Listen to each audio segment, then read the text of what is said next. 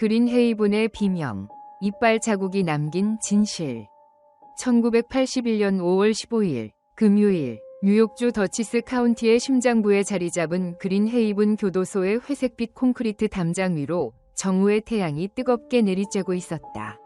이곳은 단순한 감옥이 아니었다. 뉴욕주에서 가장 악랄하고 위험한 범죄자들을 격리하는 철옹성과도 같은 요새였다. 10m가 넘는 높이에 1m 두께의 견고한 벽, 그 위를 왕관처럼 장식한 날카로운 철조망과 곳곳에 배치된 감시탑은 자유를 향한 일말의 희망조차 짓밟아버리는 절망의 상징이었다. 이곳의 공기는 언제나 팽팽한 긴장감과 억눌린 분노, 그리고 희미한 소독약 냄새로 가득 차 있었다. 이 냉혹한 콘크리트의 왕국에 어울리지 않는 한 송이 꽃처럼 밝은 존재가 있었다. 바로 31세의 여성 교도관, 도나 페이언트였다. 매력적인 외모와 자신감 넘치는 태도를 지닌 그녀는 남성 중심적인 교도소 환경 속에서도 자신의 능력을 증명해 보이고자 하는 열정으로 가득했다. 그린헤이븐으로 발령받은 지 이제 막 한 달이 지났지만 그녀는 이미 동료들 사이에서 긍정적인 평가를 받으며 낯선 환경에 빠르게 적응하고 있었다. 그녀에게 교도관이라는 직업은 단순한 생계수단이 아니라 사회의 가장 어두운 곳에서 질서를 유지한다는 사명감의 표현이었다. 그날 정오, 도나는 자신의 근무 교대를 준비하기 위해 교도소에 도착했다. 아직 시간이 조금 남자 그녀는 직원 식당으로 향했다. 시원한 음료수 캔을 하나 사서 자리에 앉은 그녀는 동료들과 최근 해결된 사건에 대해 가볍게 이야기를 나누며 잠시의 여유를 즐기고 있었다. 그녀의 웃음소리는 잿빛 공간에 잠시나마 생기를 불어넣었다. 12시 55분, 휴식 시간이 끝나고 도나는 동료 교도관인 클로드 킹, 바바라 힌슨과 함께 복도를 순찰하기 시작했다. 그들의 규칙적인 발소리가 길고 적막한 복도에 울려 퍼졌다. 교도소의 시간은 이렇게 단조롭고 예측 가능하게 흘러가는 듯했다. 바로 그때 감시실의 전화벨이 날카롭게 울렸다. 누군가 도나 페이언트를 찾는다는 전화였다. 전화를 건네받은 클로드 킹은 수화기 너머의 목소리를 잠시 듣고는 도나에게 수화기를 넘겼다. 도나, 당신 찾는 전화야. 도나는 의아한 표정으로 수화기를 받아들었다. 네, 도나 페이언트입니다. 그녀는 수화기 너머의 목소리에 귀를 기울였다. 처음에는 평온했던 그녀의 얼굴에 미세한 변화가 일기 시작했다. 아름다운 미간이 서서히 찌푸려졌고 얼굴에는 걱정과 혼란의 빛이 어렸다. 그녀의 입에서 나직한 질문이 흘러나왔다. 누구요? 무슨 일이죠? 네, 알겠습니다. 그녀의 짧은 대답 속에는 많은 감정이 함축되어 있었다. 옆에서 그녀의 표정 변화를 지켜보던 클로드 킹과 바바라 힌스는 무언가 심상치 않은 일이 벌어지고 있음을 직감했지만 섣불리 물어볼 수는 없었다. 도나가 수화기를 내려놓자마자 두 사람이 입을 열기도 전에 그녀가 먼저 말했다. 상부에 지시사항이 있어서 잠시 다녀와야겠어요. 금방 돌아올게요. 그녀의 목소리는 다급했고 행동은 망설임이 없었다. 도나는 더 이상의 설명 없이 서둘러 몸을 돌려 옆동에 있는 수감자 의료시설 구역으로 향했다. 그녀의 단호한 뒷모습은 복도 모퉁이로 빠르게 사라졌다. 클로드 킹과 바바라 힌스는 잠시 그녀가 사라진 방향을 쳐다보았지만 교도소에서는 예기치 않은 호출이 드문 일이 아니었기에 대수롭지 않게 여겼다. 그들은 다시 자신들의 순찰 업무로 돌아갔다. 쳇바퀴처럼 돌아가는 교도소의 일상 속에서 도나 페이언트가 받았던 위문의 전화와 그녀의 갑작스러운 외출은 금세 잊혀갔다. 그 누구도 알지 못했다. 그것이 그들이 본 도나 페이언트의 마지막 모습이 될 것이라는 사실을. 그리고 그로부터 5시간 후 철옹성 같던 그린헤이븐은 전대미문의 공포와 혼란에 휩싸이게 될 것이라는 사실을. 오후 6시 교대 근무 시간이 되자 모든 교도관들이 인수인계를 위해 중앙홀에 집결했다. 출석을 부르는 목소리가 홀 안을 채웠고 교도관들은 차례로 대답하며 자신의 위치를 확인했다. 그러나 한 이름에서 대답이 들려오지 않았다. 도나 페이언트? 다시 한번 이름이 불렸지만 홀 안에는 침묵만이 감돌았다. 동료들은 서로의 얼굴을 쳐다보았다. 점심시간 이후 그녀를 본 사람이 아무도 없었다. 처음에 가졌던 어딘가에서 다른 업무를 보고 있겠지라는 막연한 생각은 시간이 흐를수록 불안감으로 변해갔다. 교도소 내부에 비상이 걸렸다. 즉시 수색팀이 꾸려졌고 교도관들은 몇 개의 조로 나뉘어 도나가 갈 만한 곳을 샅샅이 뒤지기 시작했다. 사무실, 휴게실, 각 감방동의 복도. 하지만 그녀의 모습은 어디에도 보이지 않았다. 교도소의 보안 시스템은 최고 수준으로 격상되었다. 모든 수감자는 즉시 자신의 감방으로 돌려보내졌고 육중한 철문이 닫히는 소리가 교도소 전체에 불길하게 울려 퍼졌다. 약 200명에 가까운 인력이 동원된 대대적인 수색 작전이 시작되었다. 특수훈련을 받은 경찰견까지 투입되었다. 수색팀은 도나의 옷까지 냄새를 맡은 경찰견을 앞세웠다. 예리한 후각을 지닌 개들은 망설임 없이 움직이기 시작했다. 그들이 향한 곳은 놀랍게도 도나가 마지막으로 향했던 수감자 의료시설 구역이었다. 그곳을 훑고 지나간 개들은 이내 방향을 틀어 교도소 내 예배당 건물로 향했다. 예배당 앞에서 개들은 한동안 킁킁거리며 주변을 맴돌더니 이내 다시 움직여 교도소의 쓰레기 집합장으로 달려갔다. 그리고 그곳에서 멈춰 섰다. 쓰레기 집합장에는 외부로 반출되기를 기다리는 거대한 철제 쓰레기통 2개가 놓여 있을 뿐 다른 특별한 것은 없었다. 수색팀은 쓰레기통 내부까지 확인했지만 악취나는 쓰레기 더미 외에는 아무것도 발견할 수 없었다. 도나의 흔적은 그 어디에도 없었다. 마치 공기 중으로 증발해버린 것 같았다. 일각에서는 그녀가 스스로 교도소를 떠났을 가능성을 제기했다. 하지만 이 가설은 즉시 기각되었다. 그린헤이븐은 탈옥은커녕 외부와의 접촉조차 철저히 통제되는 곳이었다. 높이 10m, 두께 1m의 담벼락은 물리적으로 넘는 것이 불가능했고 모든 출입문은 삼엄한 감시하에 있었다. 교도관이라 할지라도 정해진 절차 없이는 단 한 발자국도 밖으로 나갈 수 없었다. 만약 그녀가 나갔다면 반드시 기록이 남았을 것이다. 결론은 명확했다. 도나 페이언트는 아직 교도소 안 어딘가에 있다. 살아있든 혹은 밤이 깊어지면서 수색 작업은 더욱 절박해졌다. 교도소 전체의 조명이 밤새 환하게 켜졌고 수백 개의 탐조등이 그림자 하나 놓치지 않으려는 듯 교도소 구석구석을 샅샅이 훑었다. 그러나 시간은 속절없이 흘러갔고 여성 교도관 도나 페이언트의 행방은 여전히 묘연했다. 철옹성 그린헤이븐은 그날 밤 미스터리라는 거대한 그림자에 잠식당하고 있었다. 다음 날 아침 5월 16일 여느 때와 다름없이 교도소의 쓰레기를 수거하기 위한 대형 트럭이 그린헤이븐의 육중한 철문 안으로 들어섰다. 밤샘 수색으로 지친 교도관들의 감시 아래 쓰레기 집합장에 있던 거대한 쓰레기 봉투들이 차례로 트럭의 적재함에 실렸다. 적재 작업이 끝나자 트럭은 2명의 감시 교도관을 태운 채 교도소에서 약 32km 떨어진 지정 폐기물 처리장으로 향했다. 오전 10시 30분 폐기물 처리장. 트럭이 적재함을 기울이자 산더미 같은 쓰레기 봉투들이 굉음과 함께 쏟아져 내렸다.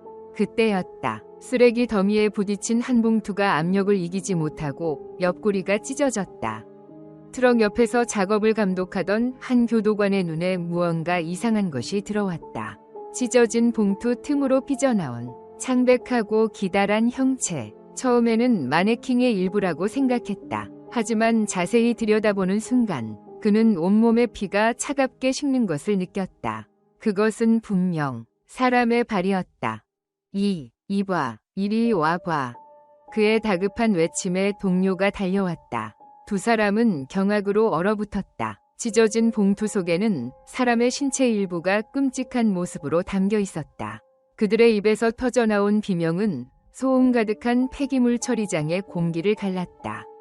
정보는 즉시 교도소와 경찰에 보고되었고 수사팀이 현장으로 급파되었다. 현장에 도착한 경찰들은 참혹한 광경 앞에서 말을 잃었다. 쓰레기 봉투들 속에서 발견된 것은 토막난 시신이었다. 날카롭게 잘린 교도관 제복 조각들도 함께 발견되었다. 신원 확인 결과는 모두의 예상을 빗나가지 않았다. 그 끔찍한 모습으로 돌아온 것은 바로 어젯밤부터 애타게 찾던 도나 페이언트였다. 최고 보안 등급의 교도소에서 근무 중이던 현직 교도관이 살해당하고 시신이 훼손되어 쓰레기와 함께 버려진 사건. 이는 미국 전역을 충격과 경악에 빠뜨렸다. 특히 법 집행기관에게는 있을 수 없는, 상상조차 할 수 없는 치욕적인 사건이었다. 이것은 단순한 살인 사건이 아니었다. 국가의 공권력과 사법 시스템 전체에 대한 정면 도전이었다. 1981년 5월 18일 도나 페이언트의 장례식에는 미국 전역에서 모여든 수천 명의 경찰과 교도관, 그리고 그녀의 죽음을 애도하는 시민들이 참석했다. 당국은 이 사건을 극도로 폭력적이고 반인륜적인 범죄로 규정하고 최단 시간 내에 범인을 검거하기 위해 총력을 기울일 것을 천명했다. 뉴욕주 경찰 최고의 엘리트들로 구성된 특별수사팀이 즉시 꾸려졌다. 팀의 지휘는 뉴욕주 범죄수사국의 수장인 프랜시스 데프란체스코 국장이 직접 맡았다. 이제 수사팀의 목표는 단 하나였다. 철옹성 그린 헤이븐 안에 숨어있는, 감히 교도관을 살해한 악마를 찾아내 법의 심판대에 세우는 것이었다. 수사는 교도소 내부에서부터 시작되었다. 범인은 교도소의 구조와 시스템을 잘 아는 내부인일 가능성이 높았다. 수사팀은 도나의 실종 당일 행적을 시간대별로 재구성하며 단서를 찾기 시작했다. 가장 먼저 주목한 것은 수감자 테디 굿맨의 증언이었다. 그는 사건 당일 지정된 구역에서 청소 작업을 하던 중 도나 페이언트를 목격했다고 진술했다. 그의 증언은 충격적이었다. 굿맨은 도나가 혼자가 아니었다고 말했다. 그녀는 키가 크고 건장한 흑인 수감자와 함께 의료시설 구역 복도를 걷고 있었다. 그들은 복도 끝에 있는 방으로 갔습니다. 그 남자가 문을 열어주자 페이언트 교도관이 안으로 들어갔죠. 저는 잠시 그 모습을 지켜보다가 제 할 일을 하러 갔습니다.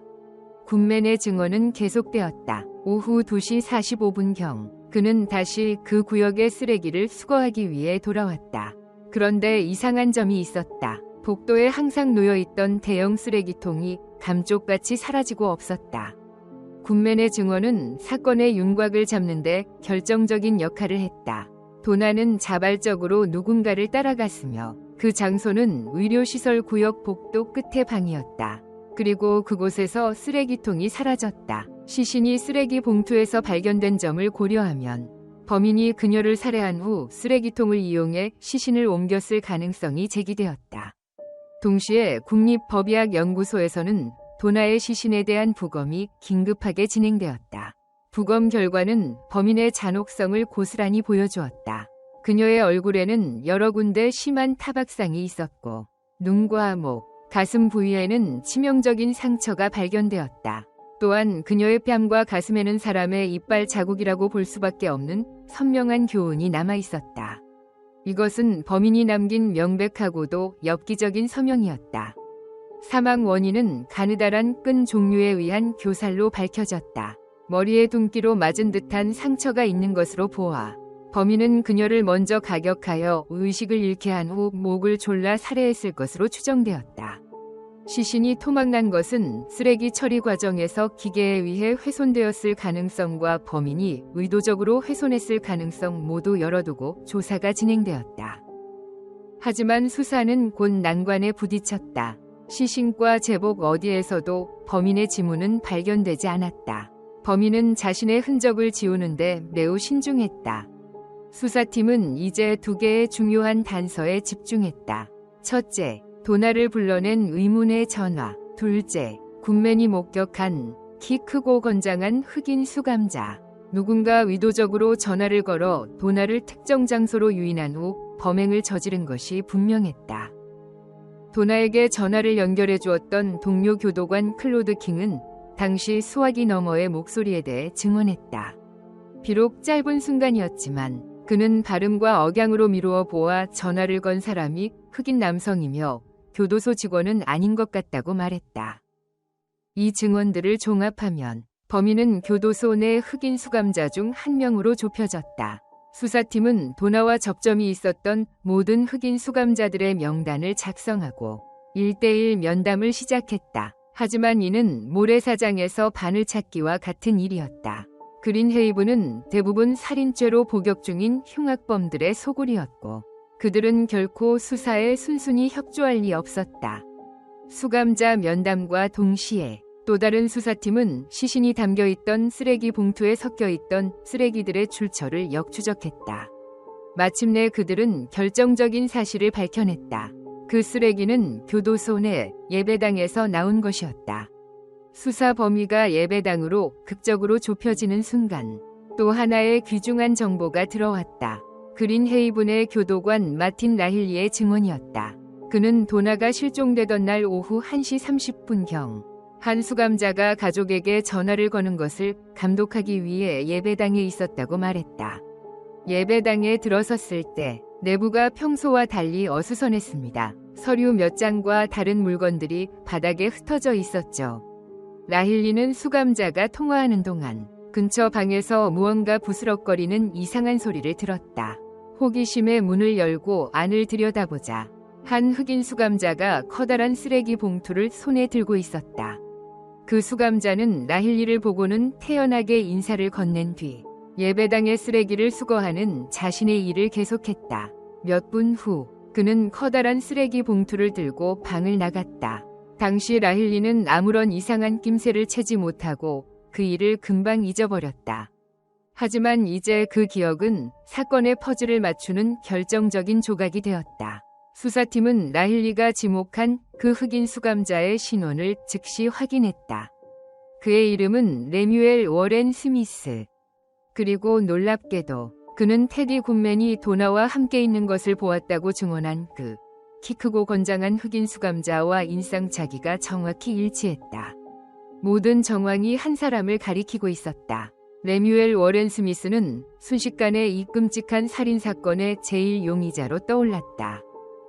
레뮤엘 스미스가 용의선상에 오르자 수사팀은 그를 결정적으로 오감할 증거를 찾기 시작했다. 그리고 그들의 시선은 도나의 시신에 남아있던 끔찍한 이빨 자국에 꽂혔다. 1981년 6월 뉴욕주 최고의 법의학자들과 법치학 전문가들로 구성된 자문단이 이 사건에 투입되었다. 그들의 임무는 단 하나, 도나의 몸에 남은 교훈이 과연 레뮤엘 스미스의 것인지 과학적으로 증명하는 것이었다. 7월 2일 법원의 명령에 따라 스미스의 치아 석고 모형이 제작되어 전문가들에게 전달되었다. 전문가들은 스미스의 치열 구조, 치아의 모양, 마모 상태 등을 정밀하게 분석한 데이터와 도나의 몸에 남은 이빨 자국을 촬영한 고해상도 사진을 컴퓨터 시뮬레이션을 통해 비교 분석하기 시작했다. 결과는 단 몇 시간 만에 나왔다. 그리고 그 결과는 명백했다. 자문단에 참여한 모든 전문가들은 만장일치로 결론 내렸다. 도나 페이언트의 몸에 남은 교훈은 레뮤엘 워렌 스미스의 치열 구조와 완벽하게 일치합니다. 레뮤엘 스미스, 그가 바로 철옹성 그린헤이븐 안에서 여성 교도관을 잔혹하게 살해한 범인이었다. 이 결론에 대해 그린헤이븐의 교도관들 중 누구도 놀라움을 표하지 않았다. 그들에게 레뮤엘 스미스는 교도소 내에서도 가장 완고하고 교활하며 위험한 존재로 악명이 높았다. 그의 인생은 그 자체가 범죄의 연대기였다. 레뮤엘 워렌 스미스는 1941년 7월 23일 뉴욕주 암스테르담의 한 아프리카계 미국인 가정에서 태어났다. 어린 시절 그는 뛰어난 농구 실력으로 주위의 기대를 한 몸에 받았다. 모두가 그의 미래를 촉망받는 운동선수로 점쳤다. 하지만 사춘기에 접어들면서 그의 내면에 잠재되어 있던 폭력성이 고개를 들기 시작했다. 빛나는 미래를 향한 길 대신 그는 범죄라는 어두운 나락으로 스스로 걸어 들어갔다. 그의 범죄 기록은 16살 때부터 시작되었다. 1958년 1월 21일 암스테르담에서 도로시 워터스트리트라는 여성이 강도에게 폭행당해 중상을 입는 사건이 발생했다. 모든 증거가 당시 흑인 청소년이었던 레뮤엘 스미스를 범인으로 지목했다. 그는 운 좋게 실형은 면했지만 이때부터 경찰의 요주의 인물 명단에 이름을 올리게 되었다. 그해 여름, 그의 가족은 메릴랜드로 이사했다. 하지만 환경의 변화도 그의 본성을 바꾸지는 못했다. 얼마 지나지 않아 그는 25세 여성을 무자비하게 폭행하다가 현장에서 체포되었다. 목격자가 나타나 막지 않았다면 피해자는 목숨을 잃었을지도 모르는 끔찍한 사건이었다. 스미스는 이 사건으로 20년형을 선고받았고 18년을 복역한 뒤 1976년에 가석방되었다. 18년이라는 긴 수감 생활이 그에게 교훈을 주었을 것이라는 기대는 착각에 불과했다. 감옥 밖으로 나온 그는 이전보다 훨씬 더 교활하고 잔혹한 연쇄 살인마로 돌변했다. 1976년 추수감 사절, 올버니 시내의 한 대형 상점 주인인 로버트 헤더맨과 그의 조수 마가렛 바이런이 목이 베인 채 살해당했다. 두 희생자의 시신에는 잔인한 이빨 자국이 남아 있었다. 현장에서는 몇 가닥의 검은 머리카락이 발견되었다. 한 달 뒤인 12월 23일, 올버니 경찰이 이 중 살인사건의 실마리조차 잡지 못하고 있을 때 42세의 여성 조앤 리치버그가 쇼핑몰에서 납치되어 인근 주차장에서 성폭행당한 뒤 잔혹하게 살해당했다. 살해 수법은 이전 사건과 매우 유사했다.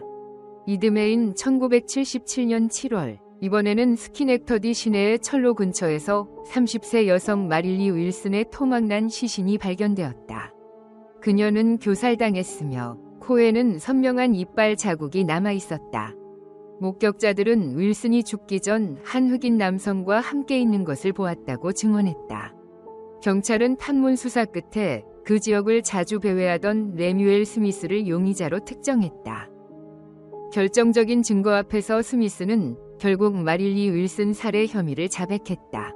그리고 수사 과정에서 그가 앞서 발생한 3건의 살인사건의 진범이라는 사실까지 밝혀졌다. 그의 범행에는 한 가지 소름 끼치는 공통점이 있었다. 그는 항상 희생자의 몸에 자신의 이빨 자국을 남겼다. 마치 짐승이 자신의 영역을 표시하듯 그는 자신의 끔찍한 범죄에 서명을 남겼던 것이다. 당시 이 사건들을 담당했던 법치학자 로웰 레빈 박사는 희생자들의 몸에 남은 교훈과 스미스의 치열 구조가 정확히 일치한다는 사실을 과학적으로 증명해냈고, 이는 스미스에게 유죄 판결을 내리는데 결정적인 역할을 했다. 스미스는 종신형을 선고받고 1978년 뉴욕주에서 가장 삼엄하다는 그린 헤이븐 교도소에 수감되었다. 그리고 운명처럼 도나 페이언트의 시신에서 이빨 자국이 발견되었을 때 수사팀이 가장 먼저 찾은 전문가 역시 로웰 레빈 박사였다. 레빈 박사는 교훈의 사진을 분석하는 순간 몇 년 전 자신의 손으로 감옥에 보냈던 그 연쇄 살인마의 끔찍한 서명을 즉시 알아차렸다. 도나의 몸에 남은 이빨 자국은 마릴리 윌슨의 몸에 남겨졌던 그것과 소름 끼칠 정도로 똑같았다. 과거의 범죄와 현재의 범죄가 하나의 끔찍한 연결고리로 이어졌다. 1981년 6월 1일, 레뮤엘 워렌 스미스는 그린헤이븐 교도소 내에서 도나 페이언트를 살해한 혐의로 공식 기소되었다. 재판을 기다리는 동안 그는 다른 교도소로 이감되어 더욱 철저한 감시를 받게 되었다. 이미 종신형을 살고 있던 그가 현직 교도관을 잔혹하게 살해한 혐의까지 추가되었으니 사형 선고는 거의 확실해 보였다. 이는 스미스 개인에 대한 처벌을 넘어 다른 수감자들에게 보내는 강력한 경고의 메시지이기도 했다. 다시는 이와 같은 비극이 반복되어서는 안 되었다. 변호사 선임에 대한 질문에 스미스는 자신만만한 태도로 대답했다. 나는 아무것도 모릅니다. 그 여자의 죽음과 나는 아무런 관련이 없어요. 그러니 변호사 따위는 필요 없습니다. 그러나 그의 의사와는 상관없이 레뮤엘 스미스 사건은 뉴욕의 흑인 수감자 인권보호 변호사 협회에 큰 관심을 끌었다. 그 중에서도 버논 메이슨과 윌리엄 쿤슬러라는 2명의 유명 변호사가 스미스의 변호를 맡겠다고 나섰다. 그들의 목표는 단 하나, 스미스를 사형대의 이슬로 사라지게 만들지 않는 것이었다. 두 변호사는 교도소의 열악한 환경을 문제 삼는 전략을 택했다.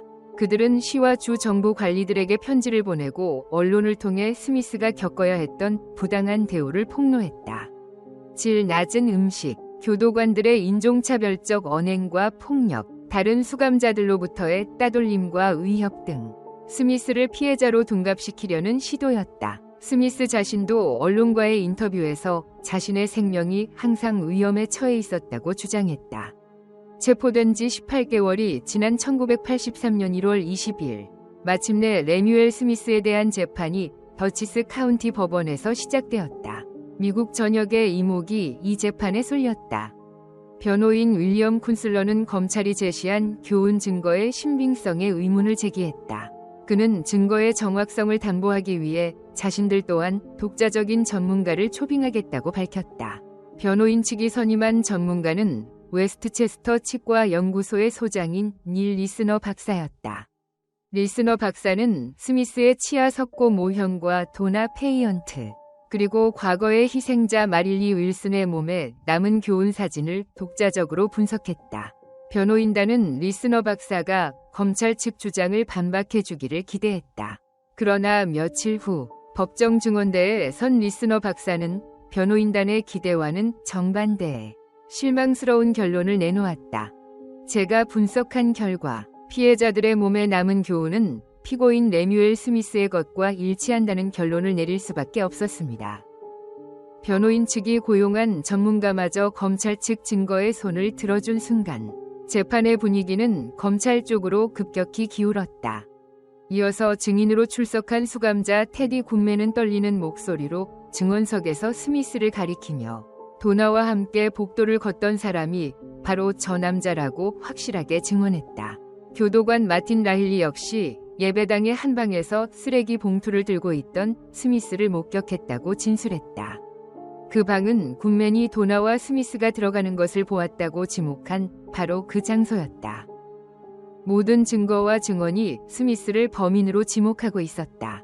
윌리엄 쿤슬러 변호사의 열정적인 변론도 배심원단의 마음을 돌리기에는 역부족이었다. 스미스는 재판 내내 자신은 결백하다며 혐의를 완강히 부인했지만 그의 주장을 믿는 사람은 아무도 없었다. 1983년 6월 10일 배심원단은 레뮤엘 스미스에게 유죄 판결을 내렸다. 그리고 재판부는 그에게 법정 최고형인 사형을 선고했다. 이 판결에 미국 사회는 안도하며 지지를 보냈다. 그러나 레뮤엘 스미스는 이 판결을 받아들이지 않고 끊임없이 항소했다. 그리고 1984년 7월 2일 그에게는 천운이, 사회에는 불운이 따랐다. 뉴욕주 항소법원이 특정 절차상의 문제를 근거로 사형 제도가 위헌 소지가 있다는 판결을 내리면서 스미스를 포함한 사형수들의 형이 모두 종신형으로 감형된 것이다. 이 결정은 많은 사람들에게 깊은 실망과 분노를 안겨주었다. 흉악한 범죄를 저지른 악마가 법의 허점 덕분에 목숨을 부지하게 된 셈이었다. 비록 사형은 면했지만 레뮤엘 스미스는 남은 생을 이전과는 다른 방식으로 살아야 했다. 교도소 내에서조차 극도로 위험한 인물로 분류된 그는 사실상 사회로부터는 물론 다른 수감자들로부터도 완벽하게 격리된 채 엄격한 통제 속에서 여생을 보내게 되었다. 그가 저지른 끔찍한 범죄의 기억은 그린헤이븐의 차가운 콘크리트 벽에 영원히 새겨졌다. 그리고 도나 페이언트의 몸에 남았던 선명한 이빨 자국은 인간의 탈을 쓴 악마가 남긴 지울 수 없는 진실의 증표로 미국 범죄사의 씁쓸하고도 충격적인 한 페이지를 장식하게 되었다.